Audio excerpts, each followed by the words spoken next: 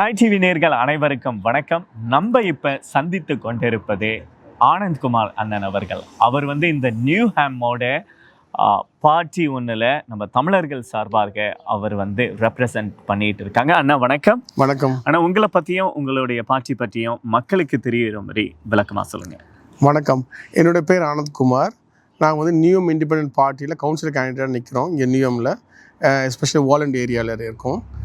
நாங்கள் மொத்தம் 3 கேண்டிடேட் நிற்கிறோம். இங்கே நான் ஒரு தமிழன், இன்னொருத்தர் மஜித், அந்த இன்னொருத்தர் நோமன் அபு நிற்கிறாரு. ஸோ நான் ஒரு தமிழனாக ரெப்ரசென்ட் பண்ணுறேன். நம்ம தமிழ் கம்யூனிட்டிக்கு, சவுத் இந்தியன் ஹோல் கம்யூனிட்டிக்கு நான் ரெப்ரசென்ட் பண்ணிகிட்ருக்கேன்.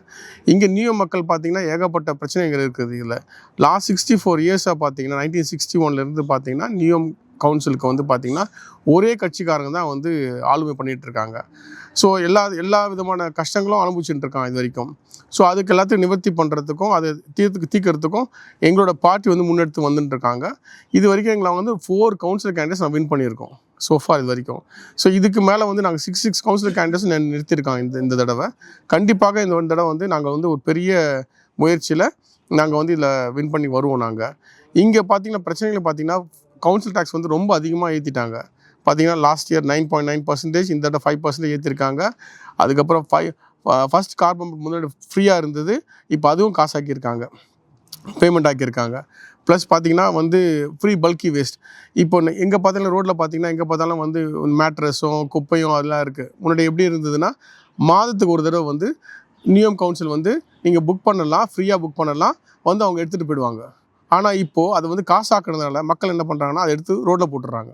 ரோட்டில் போடும்போது என்ன குப்பையாகுது, அதிகமாக குப்பையாகுது. ஸோ திரும்ப அதுக்கு என்ன பண்ணுறாங்க, கேமரா போட்டு அதுக்கு என்ஃபோர்ஸ்மெண்ட் ஆஃபீஸர் வச்சு அதுக்கு ஃபைன் போடுறாங்க. அதுக்கு பதிலாக மாதம் ஒரு தடவை ஃப்ரீ ஆக்கி விட்டுருந்தாங்கன்னா மக்கள் எல்லாமே அதில் அழகாக போட்டிருப்பாங்க. ஸோ இதெல்லாம் இந்த மாற்றம்லாம் நிறைய தேவைப்படுது. ப்ளஸ் பார்த்திங்கன்னா 2 hours ஃப்ரீ பார்க்கிங். இங்கே நியூஎம்மில் நீங்கள் ஒரு புது கார் நீங்கள் வாங்கினா கூட எங்கேயுமே பார்க் பண்ண முடியாது. ஸோ பார்த்தீங்கன்னா இப்போ பார்த்திங்கன்னா ஒரு 2 hours ஃப்ரீ பார்க்கிங். எங்கே போய் கார் பார்க் பண்ணால் ஒரு இடத்துல கூட கார் பார்க்கிங் வராது உங்களுக்கு. ஸோ நீங்கள் பேமெண்ட் பண்ணுறதா கூட கஷ்டம் தான் உங்களுக்கு. யாரோ ஒருத்தர் காரில் வச்சு தான் நீங்கள் போகணும். ஸோ இப்போ நாங்கள் என்ன பண்ணுறோன்னா 2 hours ஃப்ரீ பார்க்கிங் கொடுக்குறோம் across Newham. Anywhere you can park the car.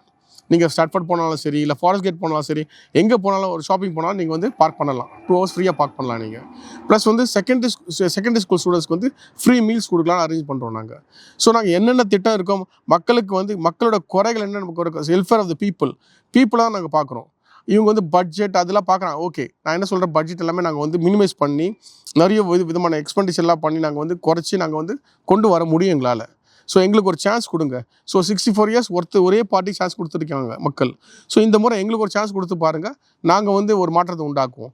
Vote for the real change. கண்டிப்பாக மக்களே, நீங்களும் பார்த்துருப்பீங்க.